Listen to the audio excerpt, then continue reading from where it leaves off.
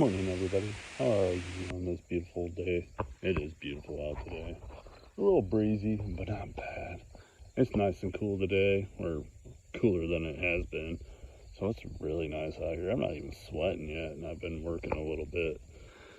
So today, I kind of want to go over something that I think everybody can work on, including me. I'm not perfect. No one's perfect. So, give each other some patience a little bit, Maybe put a sign on your back that you're saying you're learning or something like that. Or trying to learn. Now, that would be walking through the woods a little quieter than we have been. And some people actually put some effort into this. Some people do not. Heck, there was one guy I met. Holy cow, could that man move through woods quietly as hell. And I think he was barefoot or had like socks on, but he didn't wear shoes. Now, me, I gotta wear boots. I'm not that tough. I'm pretty tough, but I'm not that tough.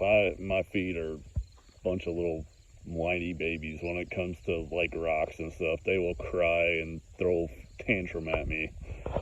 But anyways, where I hunt, there is gravel. Well, some places I hunt, there is gravel. And there are some people that will stomp through that. And there's gravel for quite a ways. I mean, it's all the way through the woods almost. There's a service road or whatever you may call it, gravel path. But we don't need to stomp. Quit shuffling those feet, please. I mean, it just takes a little bit of extra oomph to actually pick up your feet and not shuffle.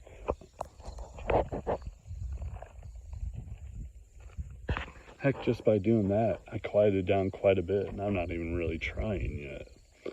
Just by simply picking up your feet. Now, if you want to try,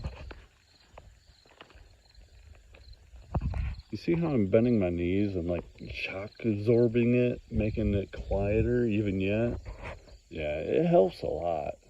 And it'll open up all kinds of shooting positions, and all kinds of wildlife will start coming around you more. You'd be surprised what you'd see. But yeah, that's one thing to work on. Like I said, getting quiet through the woods.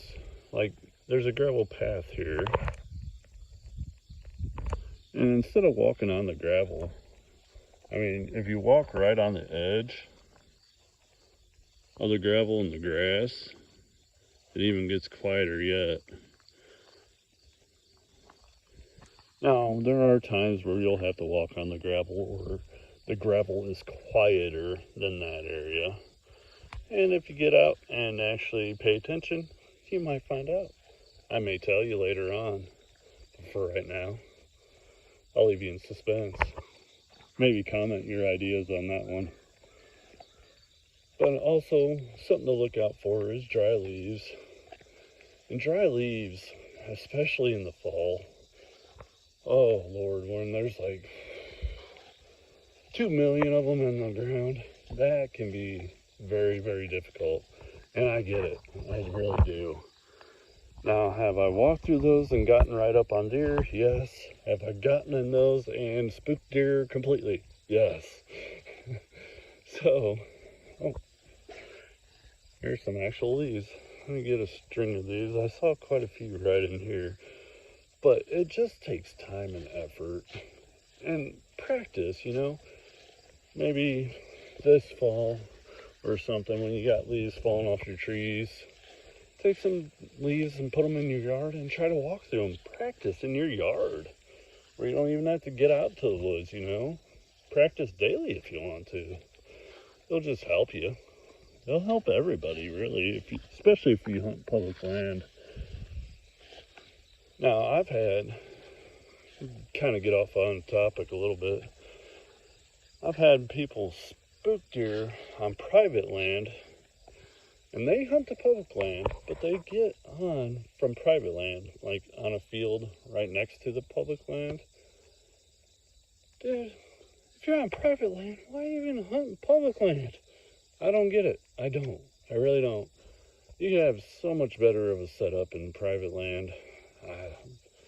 Just my thinking, but I could be wrong. But here's some leaves. There's not many. It's a little pathway. That's what I found. But like I said, it just takes a little effort. And remember when I said set down slowly?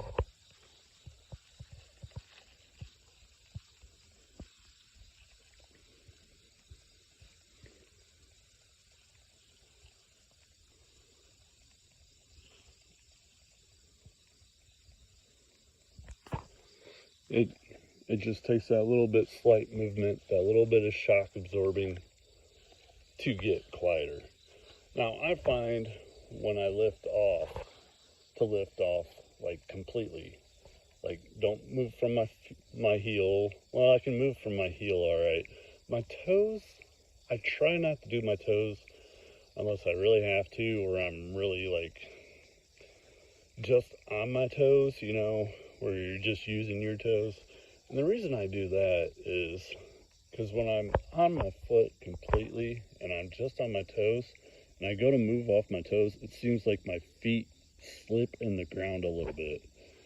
I don't know what it is, but like I'll create more noise with that slip than anything. So when I come off fully, I'm not slipping. Do you understand what I mean? I hope so.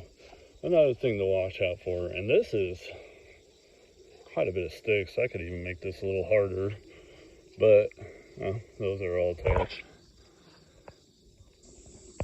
Something to watch out for is sticks, and like they can be difficult to walk through. It's really just like navigating a maze and whatnot. And sometimes if you can pick one up like that, just pick it up, move it out of your way. But to walk through this, like I said, it's like a maze. You got to plant your feet differently in order to get through there pretty quietly. Let's see. And the more you do this, the more you can see like how you got to move, the position you got to be in, and how your feet need to move. And like I said, if you can move it quietly and effectively, move it. It only takes a minute or a second. But now like this one, looks like I can move a bunch of this out of my way where I can step. Now see, I don't have as much to worry about when I step down. Now here, I would go kind of weird like, almost like that. And then you can come out pretty quietly. I mean, it just takes practice, it really does. But like I said, you're going to be moving your feet weird. You're going to be at different angles, and that's where leg strength comes in handy. Practicing, you know, squats, lunges, stuff like that. Heck, even at home when you're working on the leaves, move your feet funky. Get used to doing that. Being able to squat for a long time. Wall squats are amazing.